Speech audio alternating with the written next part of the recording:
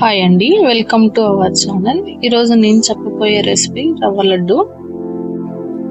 రవ్వ లడ్డు మృదువుగా రావాలంటే ఒక్కసారి ఈ కొలతలతో ట్రై చేయండి, చాలా బాగా వస్తుంది.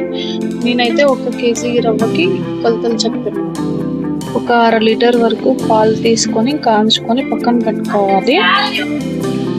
తర్వాత ఒక మిక్సీ జార్ తీసుకొని అందులో 750 గ్రాముల వరకు చక్కెర తీసుకోవాలి. స్వీట్ ఎక్కువ ఇష్టపడని వారు కొంచెం తగ్గించైనా వేసుకోవచ్చు. ఇందులో 6 నుంచి 7 వరకు యాలక్కు గుడ్లను వేసుకోవాలి. మిక్సీలో వేసుకున్న చక్కెరను చాలా కోర్సుగా గ్రైండ్ చేసుకోవాలి. ఆ చక్కెర అక్కడక్కడ తగులుతూ తినడానికి చాలా బాగుంటుంది. తర్వాత స్టవ్ పైన ఒక బాండీ పెట్టి అందులో 1 టేబుల్ స్పూన్ దాకా నెయ్యి వేసుకోవాలి.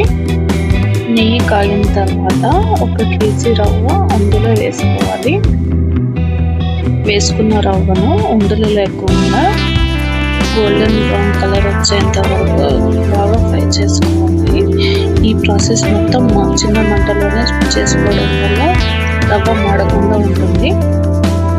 వేయించుకున్న రవ్వను ఉండలు కట్టుకోవడానికి వీలుగా ఒక పెద్ద గిన్నె తీసుకోవాలి. ఆ గిన్నెలో మనం మిక్సీ వేసుకున్న చక్కెరను ఒక కొబ్బరి చిప్పను తురిమి అందులో వేసుకోవాలి. ఇందాక మనం వేయించి పెట్టుకున్న రవ్వను కూడా ఇందులో వేసుకొని ఉండలు లేకుండా బాగా కలుపుకోవాలి. కలిపి పెట్టుకున్న ఈ రవ్వ మిశ్రమాన్ని 7 నుంచి 10 రోజుల వరకు స్టోర్ చేసుకోవచ్చు. మనకి కావాలన్నప్పుడు కూడా ఉండలు చుట్టి పెట్టుకోవచ్చు. కలిపి పెట్టుకున్న ఈ మిశ్రమంలో ఇందాక మనం కాంచిన పాలు గోరువెచ్చంగా ఉండగా కొన్ని పోస్తూ తగినంత పిండి తీసుకొని ఉండలకు పట్టేకి వీలుగా కలిపి పెట్టుకోవాలి. కొంచెం చల్లారిన తర్వాత మనం పాలు పోసి పెట్టుకున్న ఈ మిశ్రమాన్ని కొంచెం తీసుకుంటూ తగిన సైజులో ఉండలు చేసి పెట్టుకోవాలి.